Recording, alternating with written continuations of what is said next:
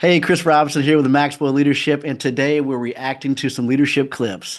How old are you now? 34, just turned 34. What's the best piece of advice that you would tell your younger self? You're having a conversation with your 20-year-old self. What's the number one thing that you would tell your younger self? So you have to understand that who you are today is a set of programs. Like your brain is a computer system, and who you are is just what your parents taught you, what your institutions taught you. If you were in religious structures or sports or anything, that's who you are. It's a program in your brain. So if you don't like your situation, you feel like you're limited, you feel like everybody else is like crushing it and you're not, it's just because your program has a virus and you have to rewire your mind. So meditation, mental rehearsal. I worked with Sports Illustrated for the last couple of years, and nobody talks about this, but like Steph Curry meditates before a game. He visualizes. Michael Jordan said it was just as important to spend time in the mind gym as it was the mental gym. Kobe believed every shot he took, it was going to go into the net. So everything's a mind game. Like that's all it is. And once you program yourself to win, you can only win. It's the only option.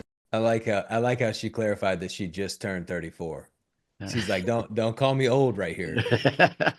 I just turned 34. Chris, you got some things on this, I'm sure. Yeah, absolutely. I mean, she's not wrong when it comes to visualization. One of the things that, I love about this particular clip is that, you become what you see. And I really believe that you are a figment of your imagination. Everything that you have today is a figment of your imagination in which you were crystal clear on.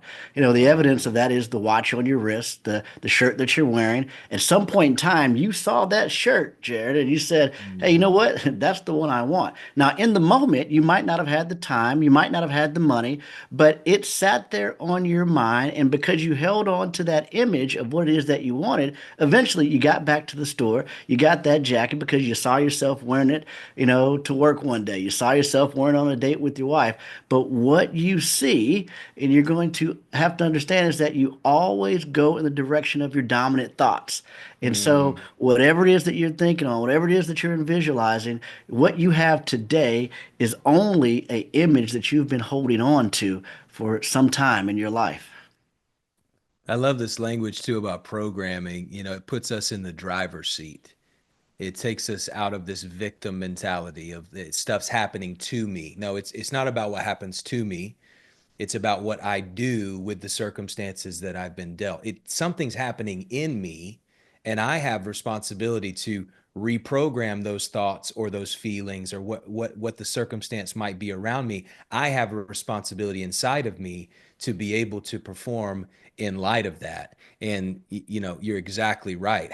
How do we walk through life not as a victim, but as someone who understands our own responsibility inside of our own brain? Psychologically, we can reprogram these synapses. We can actually create new neural pathways as we go through life, but it takes the daily discipline over and over and over consistently.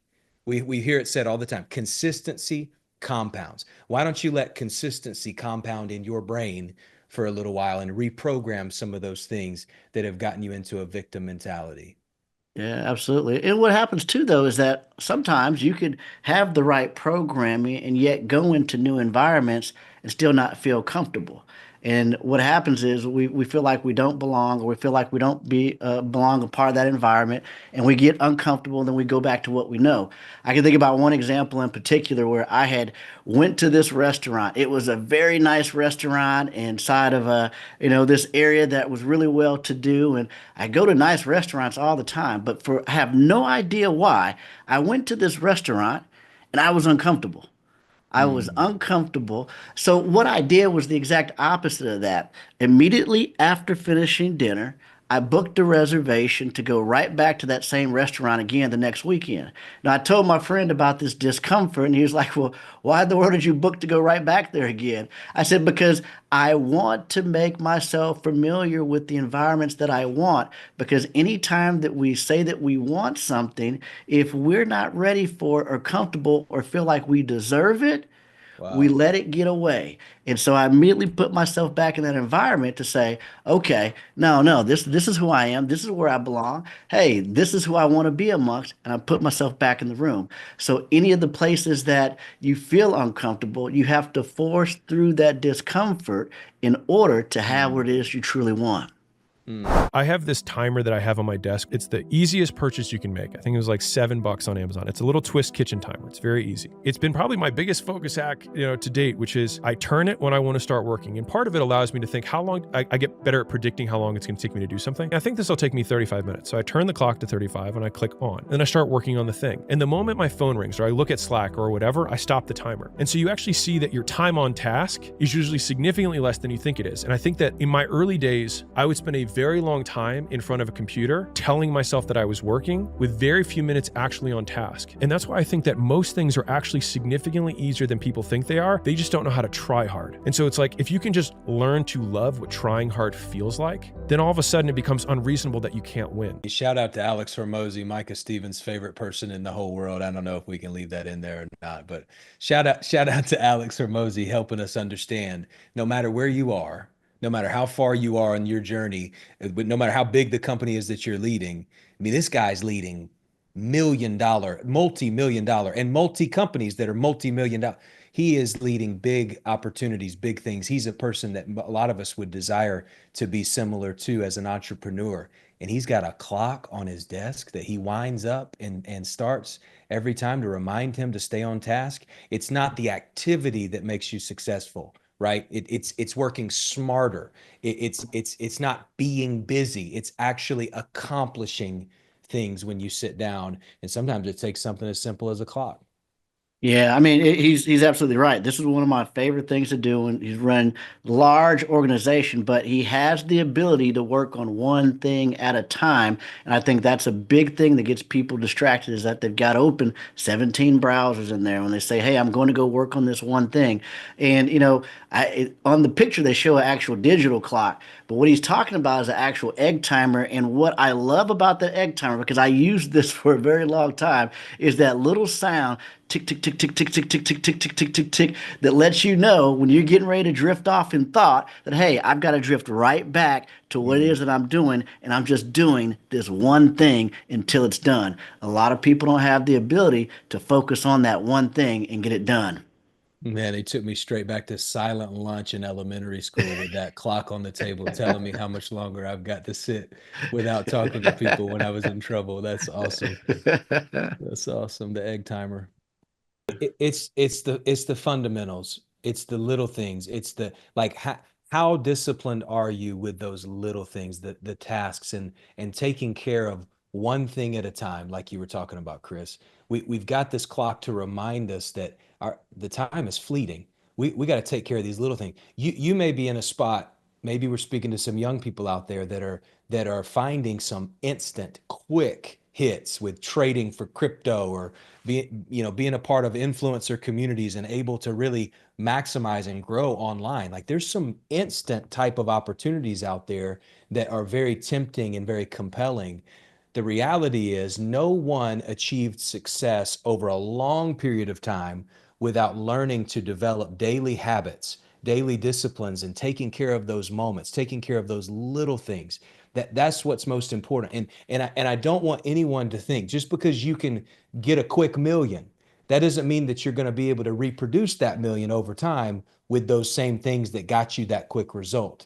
We're talking about building wealth. We're talking about building businesses and projects and things to last. And if you're going to do that, you got to lay down those bricks every single day.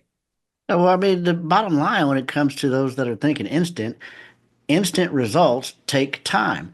So, yeah, you can have a big hit and whatever, a stock may run from you, a particular coin may run from you, but I would still be spending my time learning and studying those particular investments. I mean, if you look behind me, I got Bloomberg running right now. Why? Because it's an This is area Jocko where Podcast number 476 with Echo.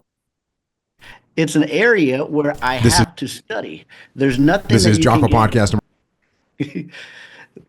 There's nothing that you can gain instantly without time. And so, although your time may not be in actual hard labor, your time may be in study. It may be in listening and Yeah. learning in pursuit of growth of whatever it is that you're wanting to do. And so, instant results do take time. I think it's important to have people in your life that you can ask, hey, what does this priority look like to you? whether it's a leader in your life or a parent or a mentor or a friend, even where they can help you reprioritize. They can put fresh eyes on the things that you're doing every day, and they can ask the hard questions that are simple. It's like, hey, where are you trying to get? What are you trying to do in the next year, in the next 5 years? All of us need those checks and balances. Put Yeah. people around you that can help you reprioritize what you're working on. Yeah, now I'd be careful there though, Jared, because when you're asking for that type of support, you got to be in the right rooms. Now, Yeah. because look, my family, my parents are phenomenal, but blue collar workers, both work for General Motors, and what they want me to do when I got out of school, they wanted me to go work at General Motors, and I hate labor. I mean, it's just I wasn't born with that bone in my body. I don't have a mechanical bone in my body.